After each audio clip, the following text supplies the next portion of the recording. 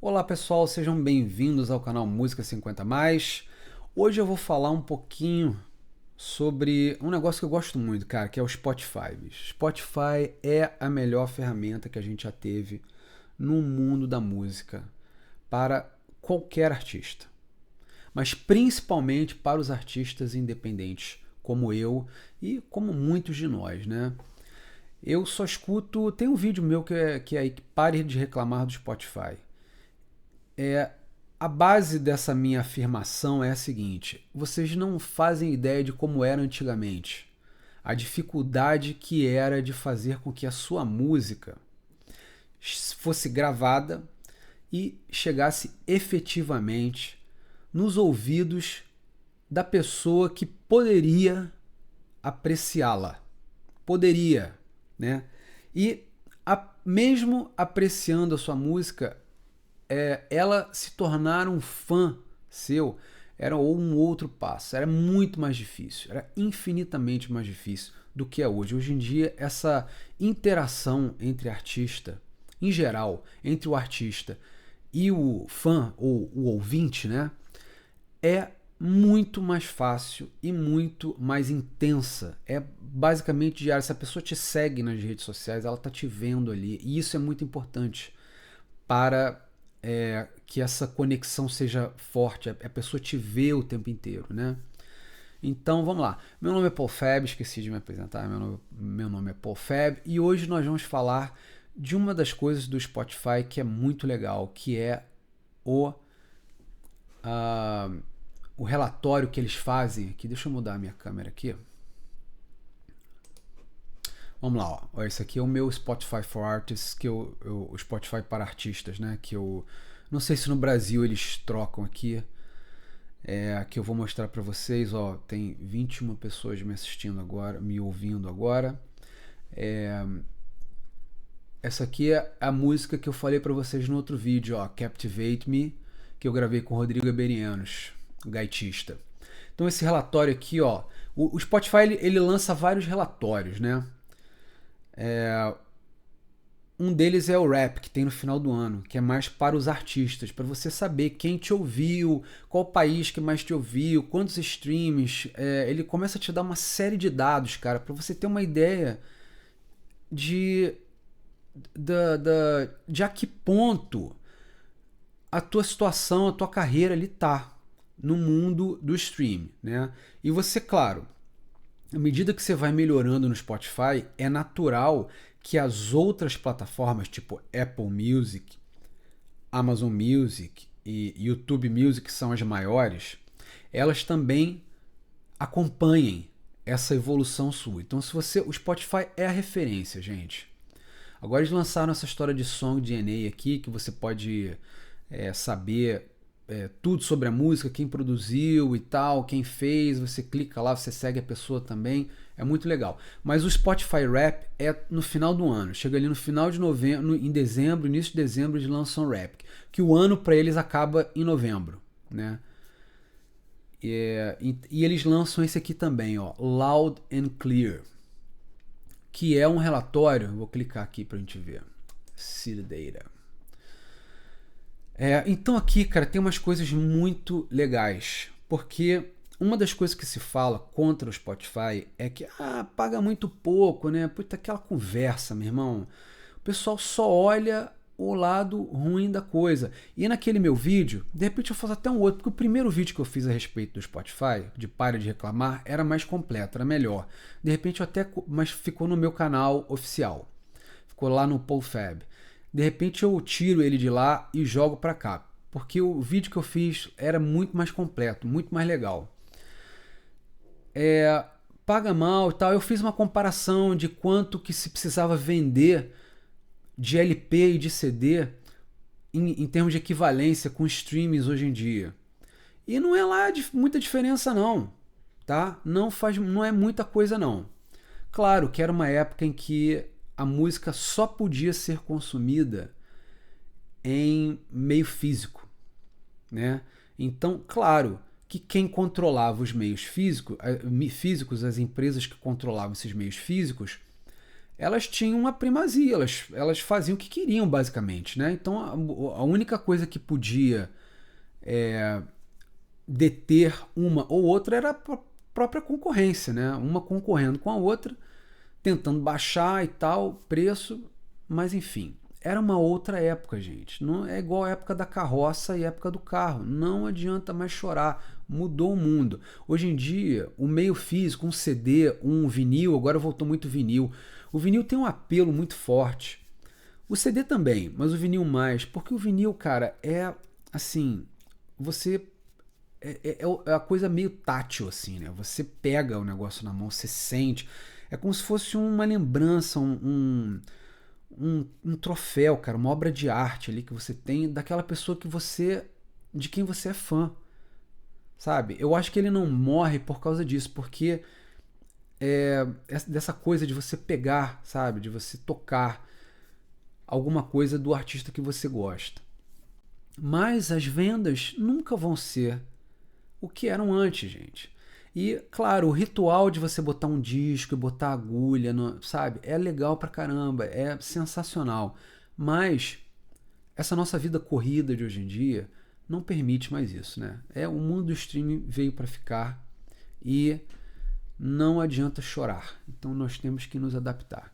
E, por um lado, é muito bom mesmo, muito fácil. Você vê, se eu tivesse lançado aquele meu trabalho na época do stream, quer dizer, eu lancei, né? Mas se eu soubesse, se eu enxergasse como ficaria o mundo 10 anos depois, talvez eu tivesse me dedicado mais ao streaming e menos ao CD. Mas enfim, vamos ver aqui. Aqui tem umas coisas interessantes, ó. Primeira coisa, ó. Eles pagaram 11 bilhões de dólares a artistas. Certo? 11 bilhões, gente, é dinheiro demais. Claro, se eles pagaram 11 bilhões, eles ficaram com muito mais. Mas, cara, é uma empresa que tem gastos pra caramba e possibilita tudo isso aqui. É uma grande maravilha. Olha lá. Aí eles botam aqui os números, né? Lá. Mais de 50% desses 11 bilhões foram gerados por artistas independentes. Isso é muito legal. E isso aqui é muito legal, olha só. Eu parei de lançar CD em 2010, tá? Então olha só, o que eles falam? Que 13.800 artistas. 13.800 artistas. Não estamos falando só dos 50 maiores. Fizeram mais de 100 mil dólares em royalties, em ganhando dinheiro com streaming no ano de 2025. 100 mil dólares, gente, em real vai ser o quê? Uns 550 mil reais. É muita gente. O streaming democratizou. Ele diminuiu. A pirâmide era assim, ó. A pirâmide fez assim, ó. E está se alargando. E eles dizem o seguinte, que, olha só, há 5 anos atrás, em 2020, esses eram 13.500 conseguiram fazer 50 mil. E hoje 13.800 fazem 100 mil. E a inflação foi, acho que 30% nessa época aqui. E é muita diferença, gente. Ó, só 7.800 faziam 100 mil há 5 anos atrás. Hoje é o dobro de artistas, faz 100 mil. Ó. E 24.700 faz 50 mil dólares. E só 13.500 faziam. Então, mesmo pagando mal, mesmo sendo um império que abusa dos músicos, olha quanto dinheiro que eles pagam. É muita grana. E o melhor de tudo, você sabe, você tem, como é uma empresa pública, o Spotify, para vocês entenderem, o Spotify é uma empresa pública. É uma empresa que tem ações na Bolsa de Nova York. Tá lá, Spot. Bota lá que vocês vão ver, Spot. Paga dividendo e tudo mais. Em sendo uma empresa pública, quem entende um pouco de mercado financeiro sabe que eles são vigiados o tempo inteiro. Eles têm que cumprir determinadas obrigações de transparência, de dizer fonte de renda. sob pena de pagar multas altíssimas. Então, eles são obrigados a ser o mais transparente possível. Então, isso aqui que eles estão fazendo é mais para os clientes, para os artistas. Mas as informações que eles têm tem que ser o mais detalhada possível, porque se o governo americano falar assim, eu quero ver seus números aí agora, eu vou checar, eles têm que falar assim, tá aqui, ó. Olhem, senão eles estão sujeitos a quebrar, sabe? É assim a coisa. Mas enfim, tá aí, ó. Olha só, em 2015, só um artista, olha só o número 1, o top, gerava 10 milhões, gente, a gente tá falando de 10 milhões de dólares em streaming. 10 milhões. É muito dinheiro. Muita grana. Olha só um artista em 2015 fazia isso. Hoje, 10 anos depois, 80 artistas. 80 vezes mais. 80 artistas fazem 10 mil dólares em streaming. Não é tão ruim assim, né? Claro que o que isso quer dizer para mim? Nada na prática, mas quer dizer sim que essa plataforma está aumentando a visibilidade e melhorando a renda de muita gente, sim. Claro, a competição cada vez mais ferrenha, mas tá aí, ó, a prova está aí. Entendeu? A prova está aí, gente. Ó, isso aqui também é legal. Olha só, se a gente pegar o centésimo, milésimo artista, ou seja, o artista de número 100 mil no ranking do Spotify. 100 mil, gente. Eu não estou mais falando de 13 mil, de 20 mil. É o número 100 mil. Tá? Esse cara fez 7.300 dólares em royalties no Spotify no ano de 2025. Há 10 anos atrás, lá em 2015, esse mesmo cara fazia 350 dólares. A diferença é brutal, são 20 vezes. Aqui, ó, até botaram aqui, ó, 20 vezes. Se você botar uma inflação de 30% que teve nos Estados Unidos nessa época, 20 vezes. É muito mais do que qualquer inflação, é muito mais do que qualquer coisa. Então, melhorou sim. Eu desculpa eu falar para vocês aí que não gostam de Spotify, melhorou sim. E a diferença é a seguinte, que é muito mais fácil você entrar nesse universo aí, ó, do Spotify, do que era você ser contratado por uma gravadora, meu amigo. Bota isso na sua cabeça. É muito mais fácil, basta você pagar o seu distribuidor, gravar a sua música, que ela vai estar no Spotify. Se ela vai ser boa e se ela vai boa o suficiente para atingir uma base de ouvintes razoável, aí eu não posso dizer isso. Vai depender de você, da sua capacidade de produção, de quem você contratou para produzir o seu disco, de como você gravou, dos músicos que você chamou, se é música eletrônica, de como você programou, de como você produziu, do resultado da sua música, né, do material abstrato que é a sua música, se ela é boa ou se não é, tá certo?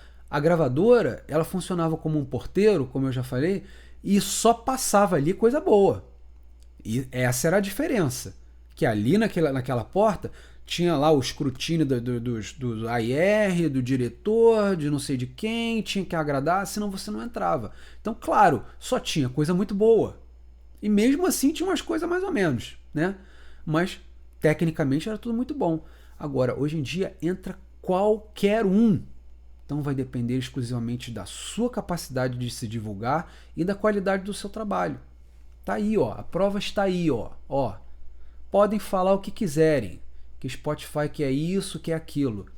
E não me patrocina não, tá, gente? Eu estou fazendo isso aqui como reconhecimento, que foi a melhor coisa que já aconteceu. Inclusive, na época que eu lancei os meus CDs, eu tratava o streaming como uma bobeira assim. Eu me lembro no contrato da CD Baby, que era o meu distribuidor, que é o meu distribuidor ainda, mas eu estou migrando para o Lender aos poucos.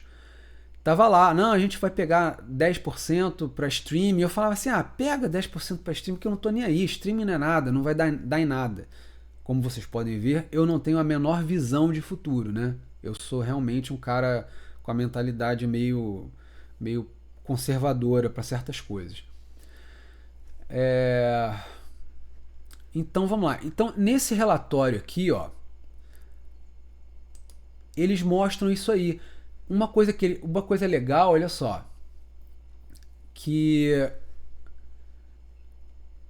a maioria da renda dos artistas, olha só, vem de fora do próprio país dos artistas. Isso é muito legal, porque o seu mercado hoje em dia é o mundo. O streaming transformou o mercado de música. Principalmente, ó, se você faz música instrumental, né, e muita gente faz, principalmente música eletrônica, não estou falando só de jazz, de fusion, de clássico, não. Muita gente faz música eletrônica instrumental. Meu amigo, o seu mercado é o mundo, não é mais o seu país. Tá aí, ó. A prova está aí. Mas o que? Enfim. Fala umas coisas aqui que são legais, mas não vale a pena falar não. Mas o fato é, esta ferramenta, eu estou até assistindo finalmente o seriado lá do Playlist, do criador do Spotify, do Daniel Ek, que, pô, eu me amarro nesses caras que são empreendedores e mudam o mundo, cara. Eu sou muito fã desses caras. Especialmente quando ele tem a ver comigo, tem a ver com a minha vida. Mas enfim, isso aqui é mais uma argumentação em favor do Spotify como ferramenta para divulgar a sua música, meu amigo. Ó, a sua música, eu vou até sair dessa câmera aqui, ó. Para divulgar a sua música, cara. Você que está aí em casa, você que tem uma música que quer gravar, não importa o estilo. Não quero saber de estilo, não estou falando de gosto musical aqui agora. Você às vezes tem uma música, cara, eu tenho talento para gravar, eu posso gravar. Você pode não ser o melhor cantor do mundo ou o melhor compositor do mundo, né? Mas isso não importa mais. Os caminhos estão abertos para você, cara. É isso que o mundo digital fez para nós. O mundo digital, em geral, ele abriu as portas pra gente. Em home studio, você não precisa mais pagar uma fortuna de estúdio. Você pode comprar um equipamento, ajeitar a sua casa e gravar na sua casa, como eu faço hoje. E nem sala própria eu ainda tenho. Eu gravo num puxadinho da minha cozinha, na minha casa no Canadá. Então, tudo é a tecnologia nos permite praticamente tudo. Hoje, até cantor de mentirinha, né? Antigamente, cantor de mentirinha era Milli Vanilli, né? Quem se lembra? Milli Vanilli. Hoje em dia, 30%, 40% dos cantores que tem no Spotify, infelizmente, de mentirinha. AI, né? A inteligência artificial. Mas enfim, não importa. O que eu estou falando é da ferramenta Spotify. Hoje em dia você pode gravar na sua casa e distribuir para o mundo. A divulgação ou é de graça em mídia social ou pagando muito barato com os anúncios da Meta, como eu faço. Então, gente, o copo está meio cheio. Na verdade, mais do que meio cheio. Nunca esteve tão cheio e não meio vazio. Botem isso na cabeça de vocês. Usem essas ferramentas maravilhosas que são Home Studio, microfones bons e baratos, Spotify, Instagram, Facebook. Não negligenciem o Facebook. Porque hoje nunca foi tão simples e nunca foi tão fácil. Tá bom? Um abração. Até o próximo vídeo.